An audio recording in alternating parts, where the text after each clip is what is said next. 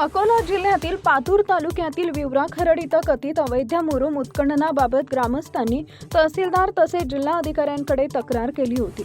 या तक्रारीची दखल घेत तहसीलदार राहुल वानखडे यांनी प्रकरणाची चौकशी करून प्रत्यक्ष पाहणी करण्याचे आदेश दिले। त्यानुसार 11 ऑगस्ट 2026 रोजी पंचायत समिती पातूर येथील इंजिनियर मोरे यांनी विवरा खरड परिसरात प्रत्यक्ष मोक्का पाहणी केली। यावेळी मुरुम उत्खनन झालेल्या क्षेत्राची पाहणी करून मोजमाप करण्यात आले। उत्खननासाठी आवश्यक परवानग्या घेण्यात आल्या होत्या का, नियमांचं उल्लंघन झालंय का, तसेच शासनाच्या महसुलाचं नुकसान झालंय का याबाबत प्रशासनाकडून तपास सुरू आहे। मोजमापानंतर तयार होणाऱ्या अहवालाच्या आधारे पुढील प्रशासकीय कारवाई होण्याची शक्यता आहे। प्रशासनाच्या अहवालाकडे ग्रामस्थांचे लक्ष लागले असून दोष आढळल्यास संबंधितांवर कारवाई करण्याची मागणी होत आहे। टाइम्स ऑफ महाराष्ट्रसाठी अकोला जिल्हा प्रतिनिधी ज्ञानेश्वर जाधव यांचा रिपोर्ट। खड्ड्याची उत्खनन झालेलं आहे त्याचं पाहण्यासाठी आपण विवरा या गावी आलेलो आहोत आणि विवरा या गावी पंचायत समिती मार्फत जे मोरे साहेब सिव्हिल इंजिनियर ह्या खड्ड्याचे मोजमाप करण्यासाठी इथं आलेले आहे।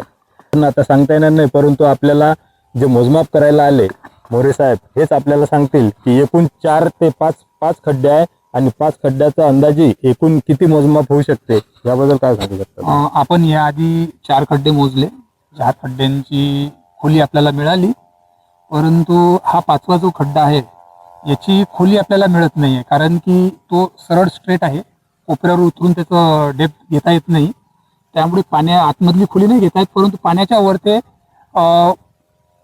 0.80 मीटर ही खोली आहे, परंतु पाण्याच्या खालची खोली ही सध्या मी सांगू शकत नाही।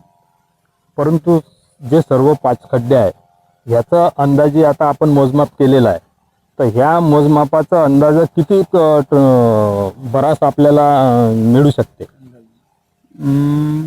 अजून तर मी कॅल्क्युलेशन केलं नाही, परंतु खड्डे पाहता मला वाटते 30 ब्रासच्या निश्चितच वर राहील।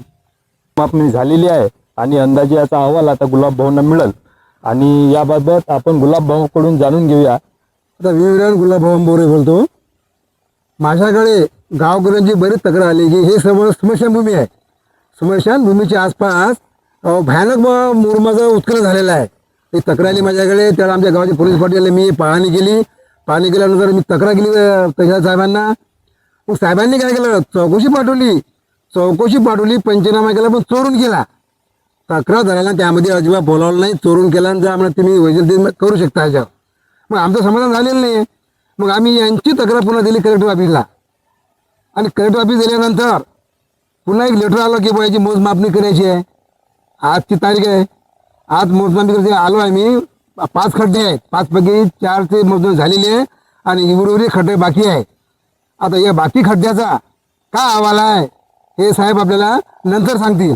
आणि तुम्ही ह्याच अवैध मुरुम उत्खननाबाबत एक जिल्हाधिकारी यांच्याकडे सुद्धा तक्रार दिलेली आहे, त्याच्यावर तुम्हाला काय प्रतिसाद मिळाला त्यांच्याकडून, त्यांनी काय कारवाई केली? तक्रार दिलेला मला कमी महिना झालेला आहे, अजून त्यावर काही आलेलं नाही। नंतर फोन आला मधात बाबू लोकांचा की बा तुमची तक्रार आम्ही तहसीलदारांना पाठवली, तर मी त्यांना सांगितले बा तुम्ही त्यांना कशी काय पाठवली, त्यांची तक्रार दिलेली आहे मी, तुम्ही त्यांना करा नाही मागता। ते ठीक आहे म्हणून त्यांना नंतर पाठवली येडू साहेबाकडे बाळापूरला, तिथला अहवाल याचा बाकी आहे, ते चौकशी याचं बाकी आहे। टाइम्स ऑफ महाराष्ट्र न्यूजसाठी ज्ञानेश्वर जाधव, विवरा, अकोला।